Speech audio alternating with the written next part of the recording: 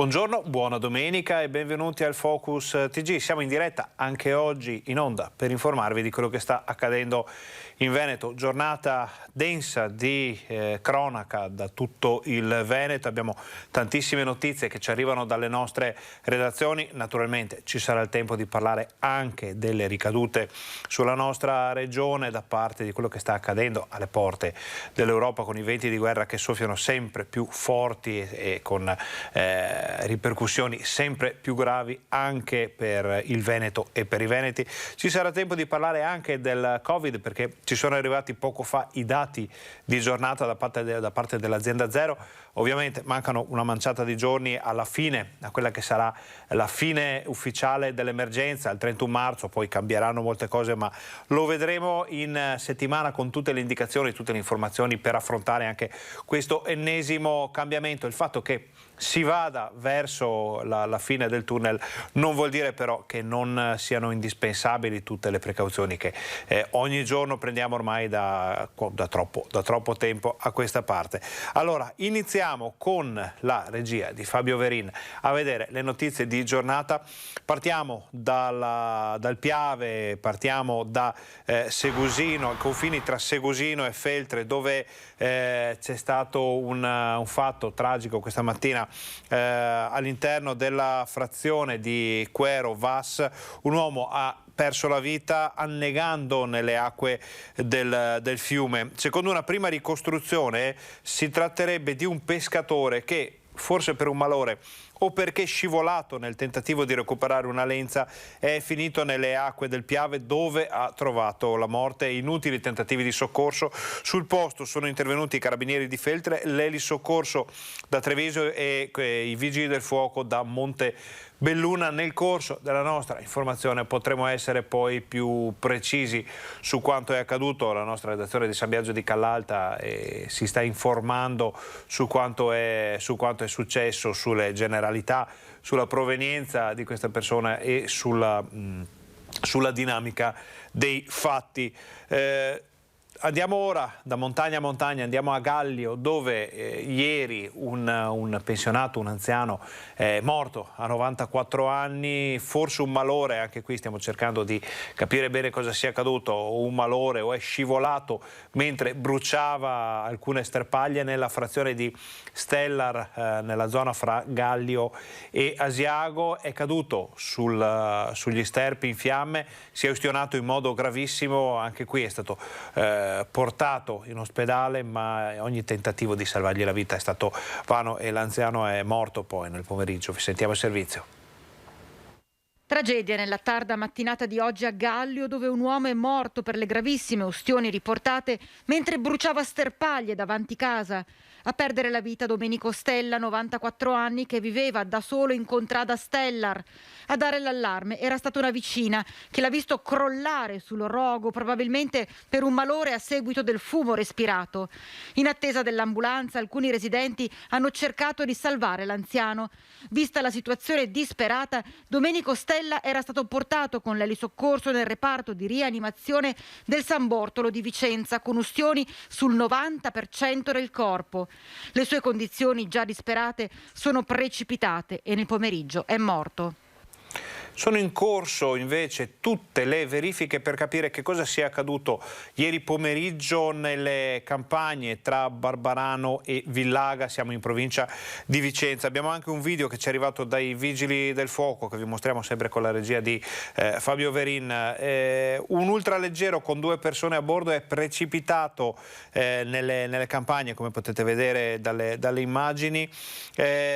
Una persona ha perso la vita, si tratta di un 63enne originario di Longare, residente a Castagnero. Ferito invece il pilota, un 60enne di Longare, che è stato poi portato con l'elisoccorso in ospedale a Vicenza, dove è stato ricoverato in rianimazione. Resta da capire cosa sia successo. Secondo alcune indicazioni, secondo le prime ipotesi, avrebbero toccato con l'ultraleggero le cime degli alberi, perdendo il controllo a pochi metri dalla zona di atterraggio. Inutile ogni tentativo di riportare in quota il velivolo, che è precipitato schiantandosi al suolo. non è ben chiaro, non si sa se gli inquirenti siano già riusciti a parlare con il pilota, e anche qui la nostra redazione di Vicenza si sta informando poi sulla dinamica, su quello che è successo, per poter essere più chiari nel corso della nostra informazione. Al momento attuale il pilota è ancora ricoverato in gravi condizioni, vedremo se ci saranno variazioni rispetto a queste notizie. Rientriamo adesso in studio e parliamo ancora di cronaca, perché veramente è stata una giornata, fine settimana iniziato nel peggiore dei modi. A Spresiano un uomo è caduto da un tetto mentre puliva i pannelli solari ed ha perso la vita.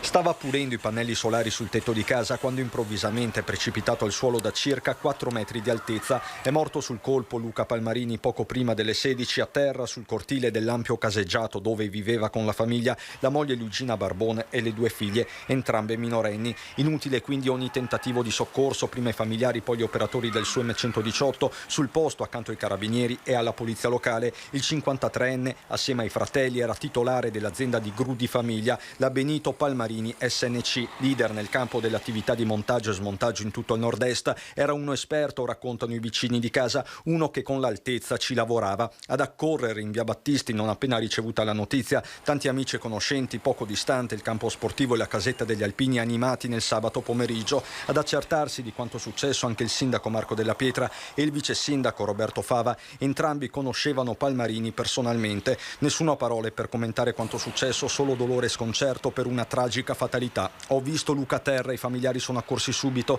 racconta una vicina di casa. Per noi è un grandissimo shock. Il corpo dell'uomo, dopo i rilievi di rito, è stato affidato al carro funebre poco dopo le 18. Restiamo nella Marca trevigiana, andiamo a Pieve di Soligo, dove un anziano è stato ucciso, ammazzato letteralmente di botte nel corso di un tentativo di rapina. Era stato portato in ospedale dove ha perso la vita in seguito al ricovero. Abbiamo qualche informazione in più, parecchie informazioni in più rispetto a quanto avevamo detto nelle nostre fasce di informazione di ieri, siamo il servizio. Stavo passeggiando con il cane, faccio 2 passi più in là, sento urla di dolore e sono andato avanti, ho detto non sapevo della cosa e mi sono preoccupato. Ma verso che ora era? Verso le 6:30. Le urla erano di Adriano Armellin, l'83enne ammazzato di botte da un 36enne rapinatore marocchino ieri sera in questa casa di via Schirati a Pieve di Soligo. E le macchie di sangue sul muro raccontano la violenza inaudita che si è consumata su queste scale, accentuata da questa corda che l'aggressore omicida ha utilizzato per bloccare il pensionato, che ha urlato chiedendo aiuto finché non ha perso i sensi. Sono gli istanti più cruenti di una sera di follia dove un uomo ha perso la vita per un pacco di surgelati, qualche merendina e pochi spiccioli. Bottino peraltro perso dal rapinatore nella fuga, terminata con l'arresto grazie al pronto intervento di un vicino. Saranno i carabinieri a ricostruire la dinamica dell'aggressione con rapina diventata omicidio. Questi oggetti etnici e questa borsetta di tela farebbero pensare che il marocchino ieri sera abbia suonato il campanello di casa Armellin e che forse il rifiuto di acquistare la merce abbia innescato la follia omicida, probabilmente accentuata dall'alcol o da stupefacenti, con il 36enne che avrebbe preso la testa dell'anziano sbattendola ripetutamente sul muro. Poi l'avrebbe legato con l'obiettivo di farsi dire dove stavano i soldi e preziosi in casa, continuando a percuoterlo ad ogni grido di dolore. Sevizie continuate almeno per un'ora, fino a quando uno dei figli Armellin, non avendo risposta al telefono, si è presentato alla porta trovandosi di fronte il corpo del padre massacrato. Nel frattempo il rapinatore, salito al piano superiore, avrebbe rovistato in giro per poi prendere dei surgelati dal frigo e delle merendine dalla dispensa e poi fuggire da questa terrazza lanciandosi su questo giardino. La caduta da 3 metri gli procura una distorsione al piede, mentre nella fuga viene intercettato dal vicino che, insospettito, prima lo blocca davanti a questo cancello e successivamente riesce a fermarlo definitivamente nella legnaia di questa casa disabitata.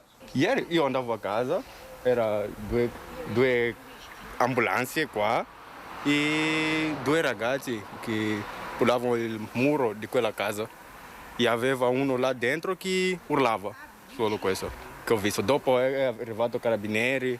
Armelin viene subito ricoverato al Cafoncello in condizioni disperate, dove cessa di vivere senza riprendere più conoscenza intorno alle 11 di questa mattina. Ricovero anche per l'omicida e successivo trasferimento a Santabona, dove si trova rinchiuso con le accuse di tentata rapina aggravata e omicidio preterintenzionale. Di questa vicenda ci occuperemo dopo la pubblicità, abbiamo le prime reazioni, abbiamo le reazioni anche del mondo politico, della comunità sconvolta naturalmente da quanto è successo. Ora però facciamo una brevissima pausa, voi state con noi, torniamo fra pochissimo.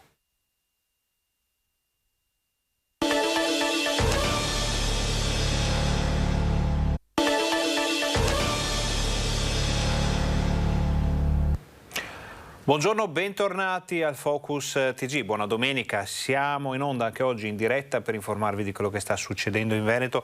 Prima della pubblicità abbiamo avuto informazioni molto più dettagliate sui fatti che hanno portato alla morte di un uomo a Pieve di Soligo, ucciso letteralmente di botte nel corso di un tentativo di rapina.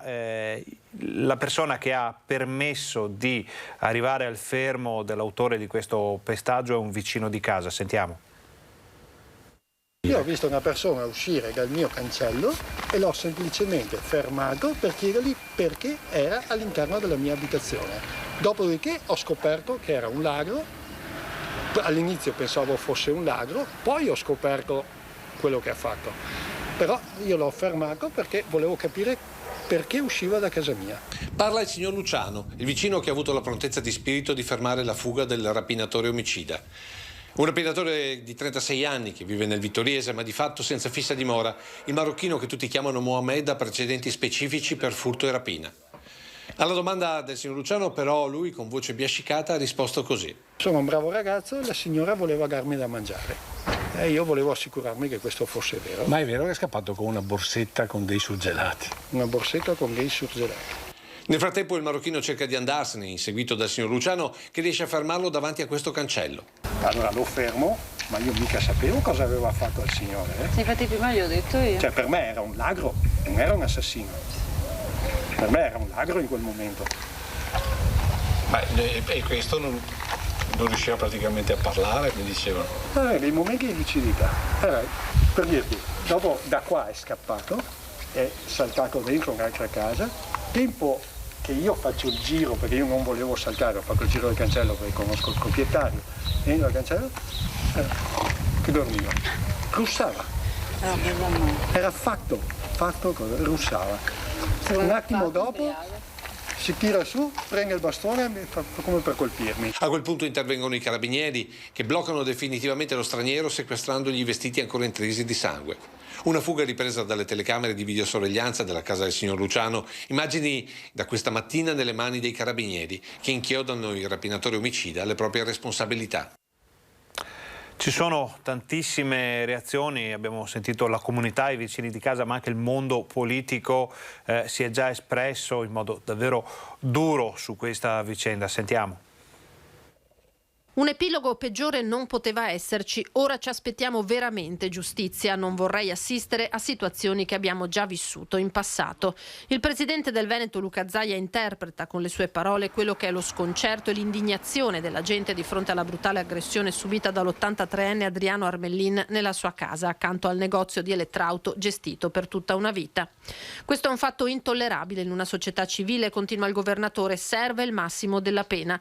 Sulla stessa linea il sindaco di Treviso e presidente dell'Anci Veneto Mario Conte. Io l'appello che faccio oggi ai giudici, alla giustizia italiana, che venga messa la parola fine a questo tipo di episodi e bisogna avere la consapevolezza che chi compie questi gesti la pagherà cara, cose che purtroppo troppe volte in passato non è successo. Quindi non devono esserci attenuanti, non devono esserci elementi che possano alleggerire la pena.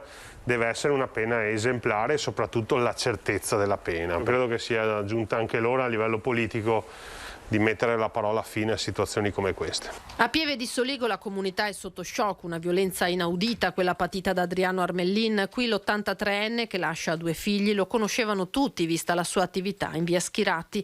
La fettuccia dei carabinieri delimita l'ingresso, l'immobile in cui il pensionato è stato aggredito è sotto sequestro. Sono delle scene che sono agghiaccianti, tutta la notte che rivivono nella testa, pensando al ricordo, ai momenti belli che comunque ci hanno visti frequentare anche il signor Armellin nella nostra comunità.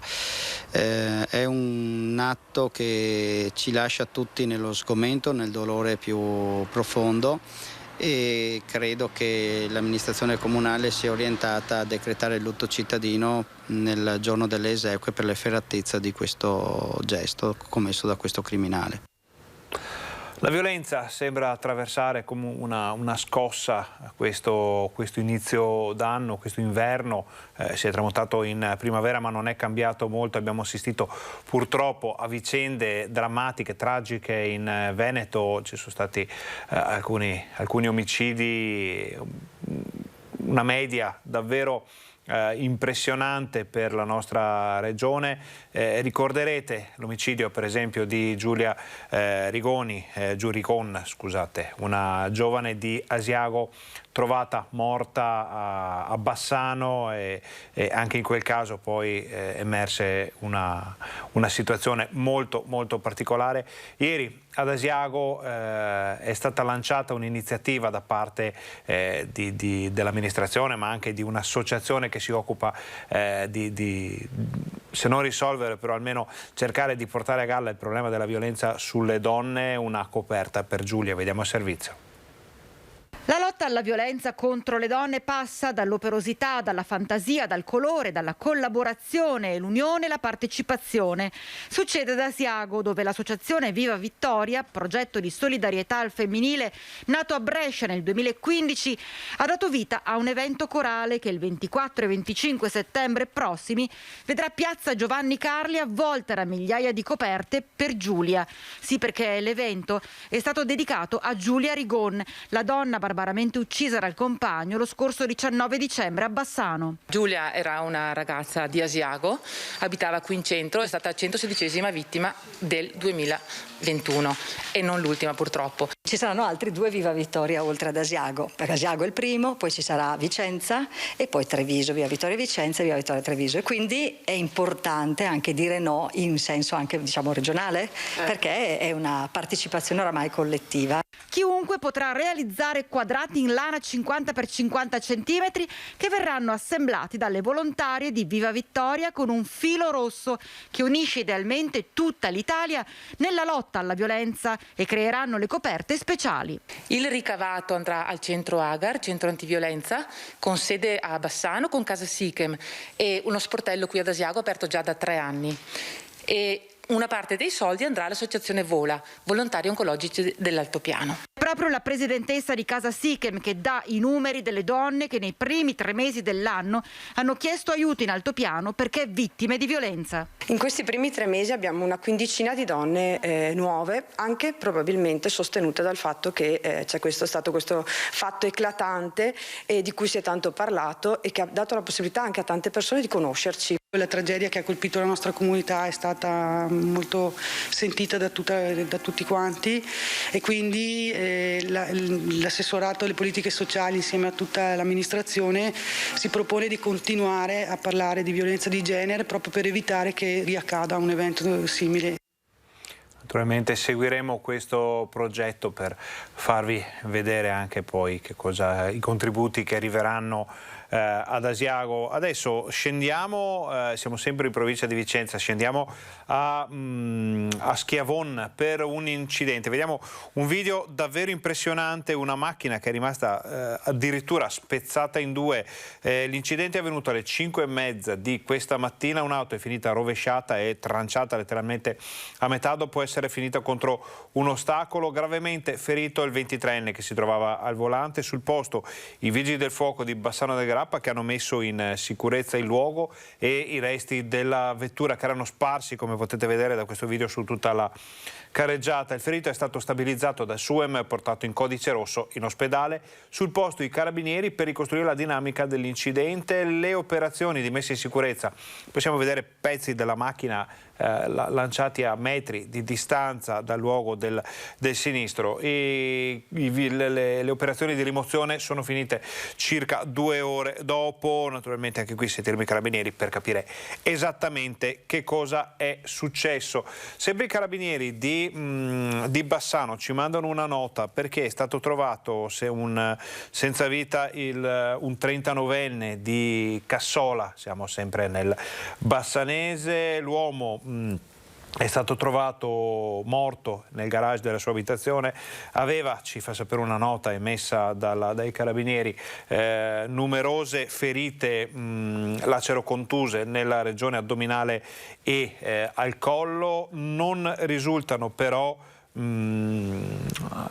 indizi a carico di qualcuno, quindi per capire che cosa è successo bisognerà aspettare l'esito dell'autopsia, che ci fanno sapere è già programmata per i prossimi giorni. Allo stato attuale però non emergono responsabilità di terzi, quindi una vicenda ancora tutta da chiarire. Adesso noi facciamo una brevissima pausa pubblicitaria, voi state con noi perché torniamo fra pochissimo, ci sono ancora tantissime notizie da vedere.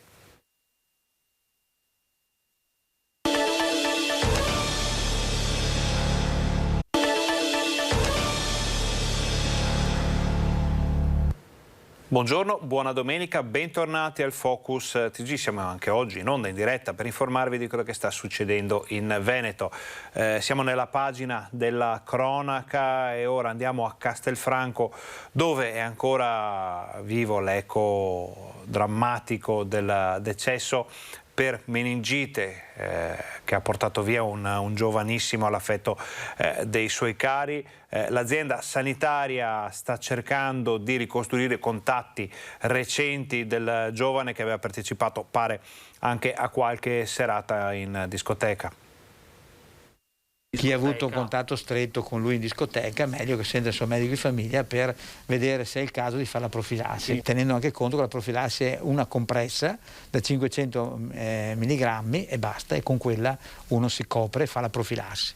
L'appello arriva direttamente da Francesco Benazzi e riguarda tutte quelle persone che sono entrate in contatto con Marco Innocente nei giorni scorsi, soprattutto in 2 discoteche, la prima nel Trevigiano, il Max Max di Caerano San Marco, la seconda nel veneziano, la Capannina di Jesolo. Alcuni giovani peraltro sono già stati allertati dalla stessa ULSS 2. Sono stati contattati anche ovviamente quelli che hanno frequentato la discoteca a Caerano San Marco e anche la Capannina. Il servizio di igiene pubblica, il dottor Messembiante e i suoi collaboratori si sono mossi molto bene e stanno, grazie anche all'aiuto dei colleghi, dei suoi colleghi, dei suoi amici, contattando tutte le persone che hanno avuto un contatto. Ricordo che deve essere un contatto ravvicinato con le goccioline, chiaramente, quindi chi è stato a distanza non ha questi problemi. Alla fine il numero delle persone potenzialmente interessate potrebbe essere molto elevato. Una nota è stata diramata anche ai medici di base. Nessun allarmismo, avverte Benazzi, certo niente va lasciato al caso e ricostruire gli ultimi giorni di Marco e le sue relazioni ora è fondamentale. Innocente, 22 anni, ha accusato i primi sintomi, rinite ed epistassi mercoledì, mentre già giovedì erano subentrati una leggera febbre, cefalea, stanchezza marcata e vomito. L'aggravamento nella notte tra giovedì e venerdì con la comparsa di difficoltà respiratoria, dolore alle gambe e macchie al tronco e al volto. Da qui il ricovero in pronto soccorso e il decorso tragicamente rapido fino al decesso. Ore frenetiche con il sospetto diagnostico di una malattia invasiva da meningococco, confermato dagli approfondimenti, individuato come responsabile il sierotipo B. Immediata la profilassi dei contatti più stretti, familiari in testa. Sono già state contattate 30 persone che sono, come dire, contatti ravvicinati e messi ovviamente in profilassi. Siccome i tempi sono abbastanza lunghi da quando lui evidentemente purtroppo ha avuto questo episodio, noi ci auguriamo che effettivamente si possa pensare che poche persone siano venute poi alla fine a contatto nella fase importante che è la 4ª giornata, dove lui potrebbe essere contagioso. Ed è grande il cordoglio, il dolore a Castelfranco per questa perdita. Mi permetto anche di cogliere l'occasione per portare la vicinanza della città di Castelfranco Veneto alla famiglia, a nome mio e a nome di tutta la comunità. La notizia dell'improvvisa scomparsa di Marco Innocente, ucciso a 22 anni dalla meningite, ha profondamente scosso l'intera comunità castellana. Il giovane abitava a Salvarosa con i genitori e la sorella minore. La famiglia è molto conosciuta e tutti ricordano Marco come un ragazzo solare, generoso, sempre disponibile ad aiutare il prossimo. Dopo il diploma al Giorgione di Castelfranco si era iscritto alla facoltà di Scienza dell'Educazione all'Università di Padova per diventare insegnante. L'altra sua grande passione era il calcio. Aveva giocato nella Virtus Castelfranco ed ora aiutava come vice allenatore dell'Under 15. Una cosa che ha sconvolto la comunità. Arrivano messaggi di testimonianze positive nei confronti di questo ragazzo che veramente fanno trasparire di che pasta fosse fatto. Cioè un ragazzo di quelli alla buona che si dava da fare nel mondo dello sport. Si era impegnato, mi dicono, anche l'anno scorso in tempo di pandemia con la disponibilità a sopperire mancanze scolastiche e quindi veramente un figlio di quelli, insomma, di positivi, no? Un figlio di quelli che vorrebbero avere tutte le famiglie. La data dell'ultimo saluto a Marco Innocente non è ancora stata fissata. Vi ricorderete l'incidente sul Terraglio con esito mortale. Pare che la macchina dell'uomo che ha causato questo sinistro fosse già stata segnalata. Proprio in queste ore mi sono sentito col prefetto perché un segnale forte le istituzioni lo devono dare. Il Comune, al netto di tenere monitorata la situazione delle assegnazioni e di segnalare tutta quella presenza di vetture di lusso alle autorità competenti, poco altro può fare. Credo che sia arrivato anche il momento di aprire una riflessione a livello nazionale. Mentre continuano le indagini sull'incidente dell'altra notte lungo il Terraglio, costato la vita a Miriam Cappelletto e Mara Visentin, 51 e 63 anni, entrambe di Preganziol, a Treviso cresce la rabbia, soprattutto nel quartiere di Santa Bona, dove abita in un alloggio popolare Ronny Levakovic, il 25enne alla guida della potente BMW che a folle velocità ha travolto la vettura delle due donne. Il 25enne, ancora ricoverato in gravi condizioni all'ospedale di Treviso, la prognosi è riservata. La sua auto era stata più volte segnalata sia per le verifiche sulle assegnazioni degli alloggi sia per la velocità.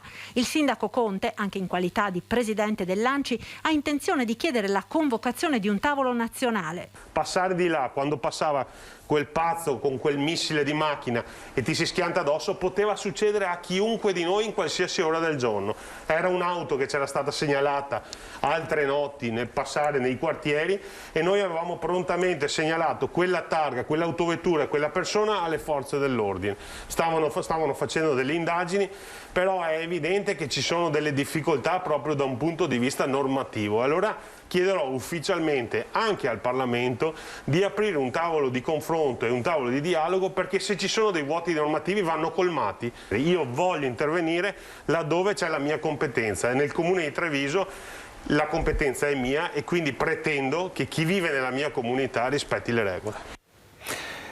Sulla Monselice Mare ha perso la vita, siamo in provincia di Padova, un 42enne di Rovigo in un incidente stradale, una fuoriuscita autonoma, pare lungo la strada, dicevamo.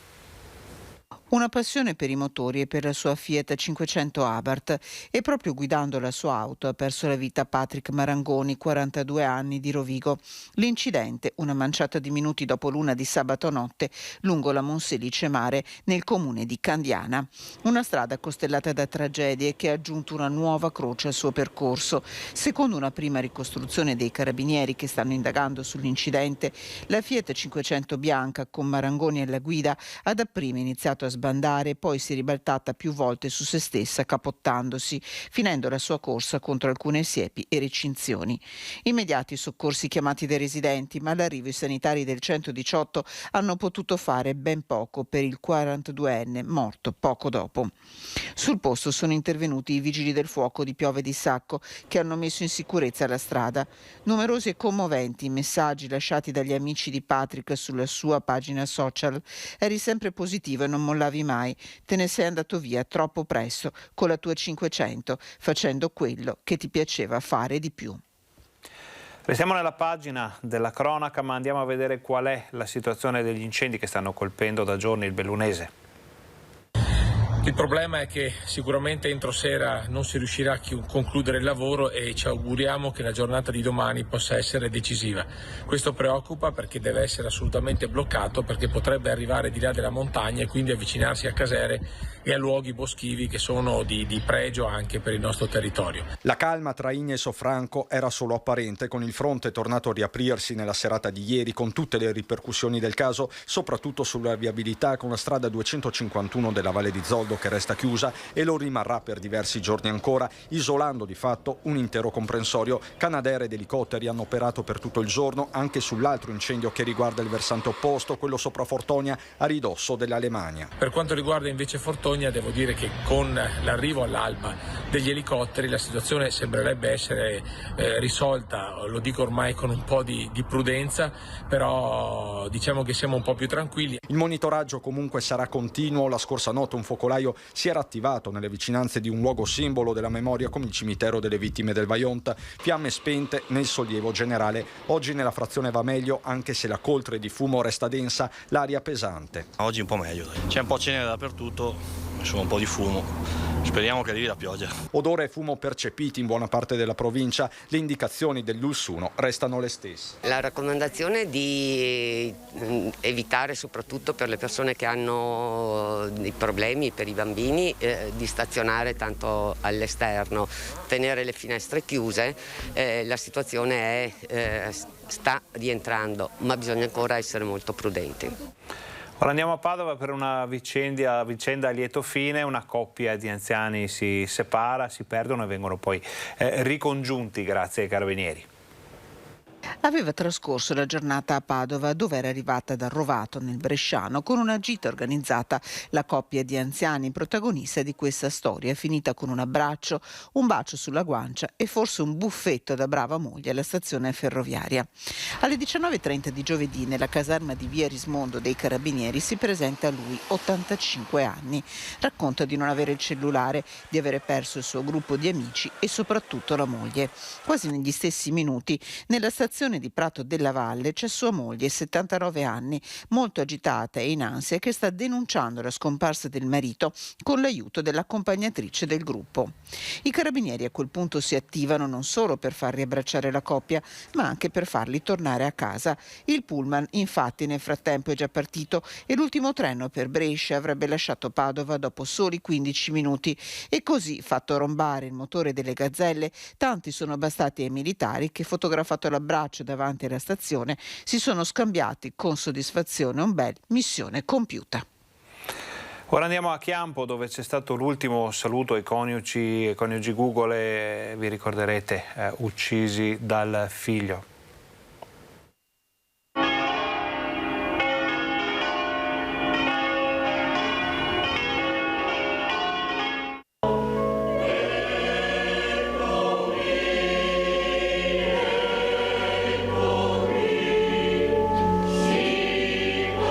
Abbiamo pianto con voi, stiamo soffrendo con voi. Le parole rivolte dal parroco Don Vittorio Montagna nella sua omelia nel giorno dell'ultimo addio a Sergio Gugole, 62enne, e Lorena Zanin di 58 anni, uccisi dal figlio Diego a colpi di pistola.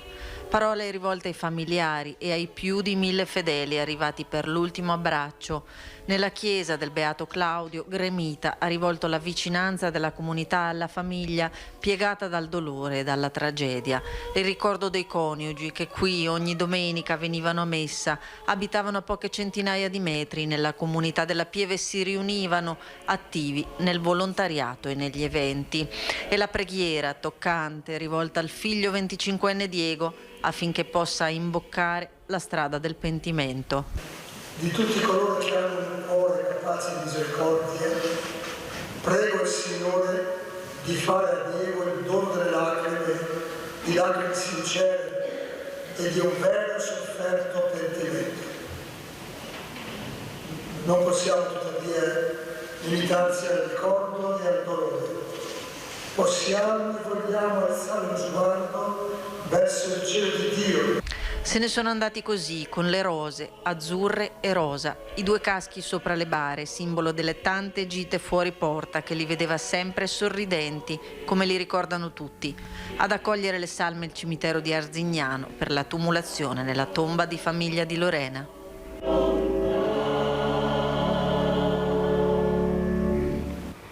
Vediamo anche le reazioni della comunità raccolte dalla nostra redazione vicentina. C'era un mio amico dall'infanzia, da quando giocavano a calcio qua in grotta, e c'era il meglio di tutti. Teneva su una compagnia da solo, meglio dell'uno che c'era. Però è così, due bravissime persone e pietà, un vero pietoso, non c'è altro da dire. Era il mio compagno di classe, facevamo sempre feste insieme, l'ultima abbiamo fatto 6 mesi fa e siamo qua tutti insieme anche per questo saluto purtroppo. Era una ragazza molto semplice, perché noi conoscevamo lei, molto umile, molto semplice. Siamo tutti un gruppo, tutti mitici del 63, perché lei faceva parte dei mitici del 63 della nostra classe. Semplici, preziosi e cari, 3 gli aggettivi usati nell'epigrafe per descrivere Sergio e Lorena, parole che tornano nel ricordo di chi li conosceva, 2 vite interrotte nella quiete domestica, dal figlio a colpi di pistola. È l'intera comunità di Chiampo, travolta dal terribile fatto di cronaca, a piangerli. Proprio un lutto cittadino abbiamo. Speriamo che passa in fretta il dolore per la famiglia. Bandiera mezz'asta, come voluto dal sindaco Matteo Macilotti nella prima giornata di primavera, listata a lutto, in cui il sole lascia spazio alle lacrime e al dolore. Tante le coccarde nere affisse alle attività come segno di vicinanza alla famiglia. Diciamo che tutti quanti abbiamo sentito questa cosa e vabbè, speriamo che non succeda più da nessuna parte. Ora facciamo una brevissima pausa pubblicitaria, voi state con noi, torniamo fra pochissimo e siamo in onda fino alle 13 per darvi tutte le notizie dal Veneto.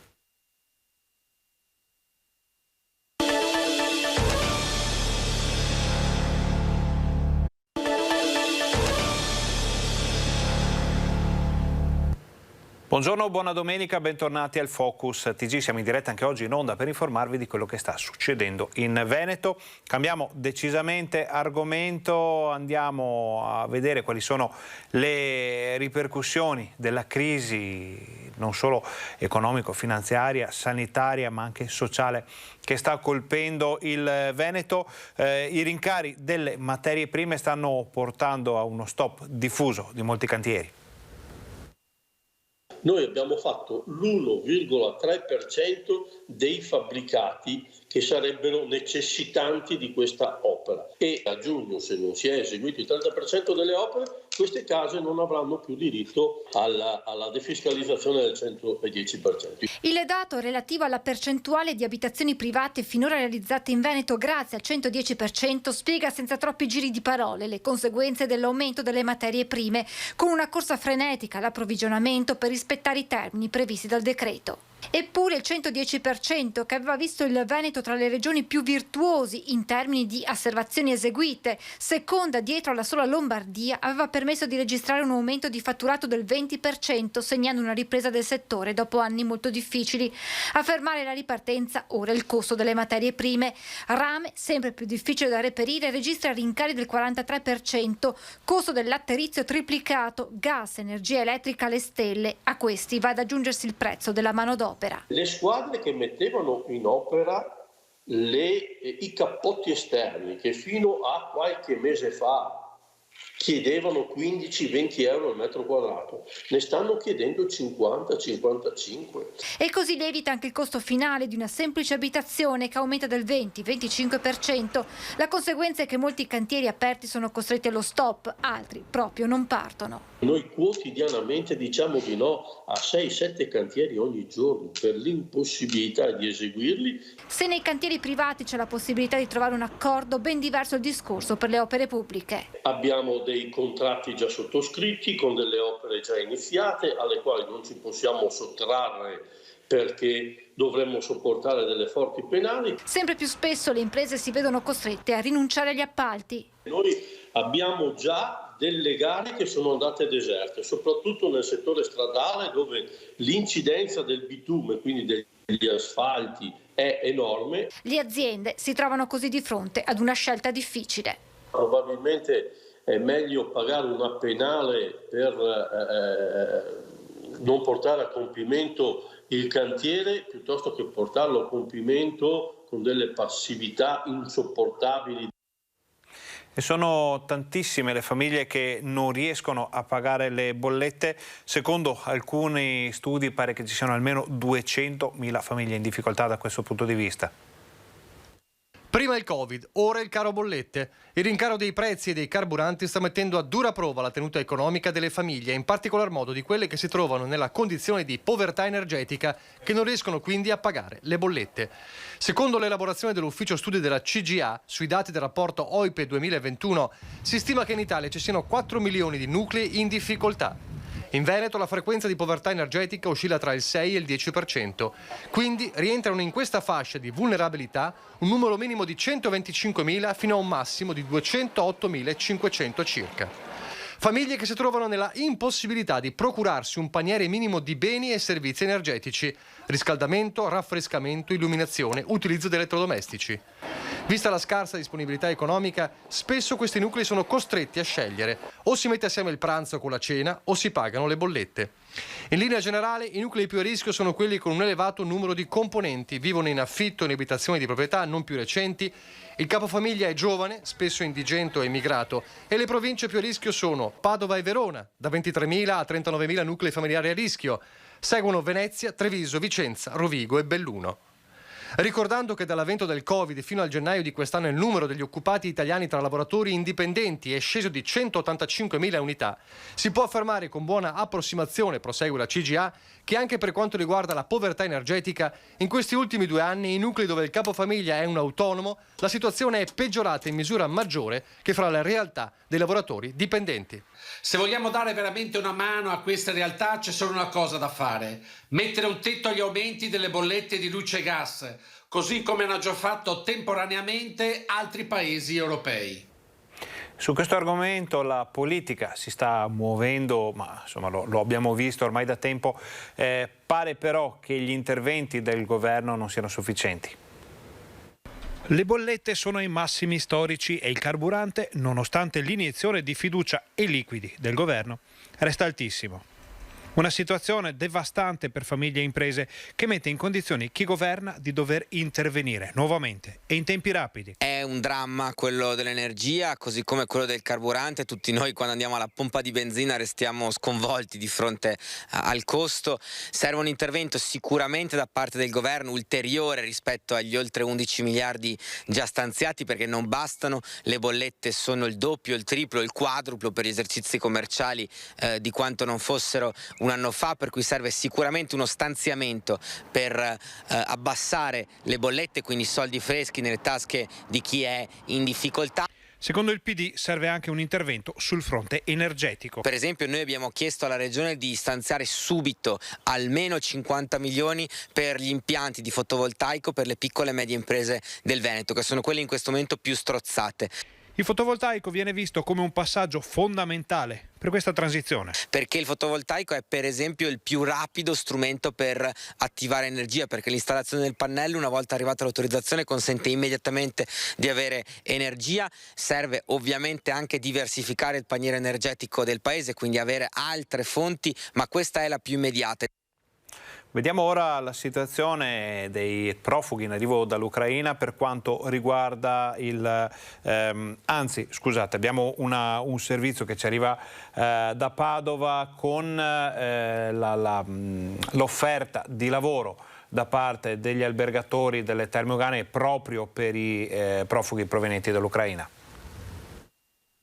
Abbiamo anche la possibilità all'interno delle nostre strutture di offrire posti di lavoro che probabilmente a loro potrebbero anche interessare perché senza star lì magari qualche mese con le mani in mano, ma probabilmente anche per potersi inserire e avere anche un ristoro economico dalla loro presenza qui in Italia. Gli albergatori del comparto termale tendono una mano ai profughi ucraini. L'ozio imbruttisce, l'aiuto alle persone passa anche dal renderle importanti ed attive.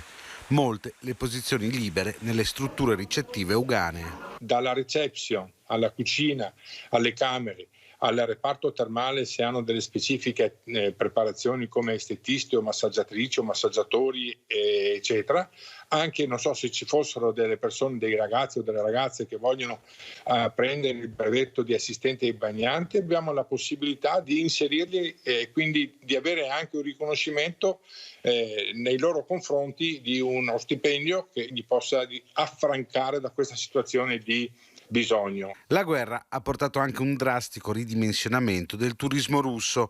I numeri parlano di un 10% di assenze, una perdita di 40 milioni l'anno. Ma non solo questo, i costi dell'energia vanno ad incidere pesantemente sui fatturati.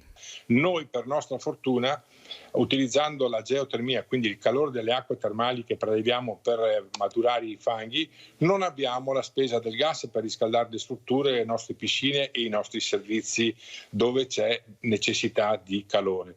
Quindi da una parte sicuramente non siamo stati toccati, mi riferisco al gas. Dall'altra parte invece, per quanto riguarda l'energia elettrica, che è una componente fondamentale per far muovere tutti i servizi delle nostre strutture, effettivamente il peso è aumentato di circa il 150%. Andiamo a vedere in altopiano qual è la gestione dei profughi nell'ex ospedale di Asiago. Ospedale Vecchio di Asiago, sono arrivati i primi profughi dall'Ucraina che saranno ospitati temporaneamente all'ex nosocomio dell'Altopiano, in attesa di trovare una sistemazione più consona.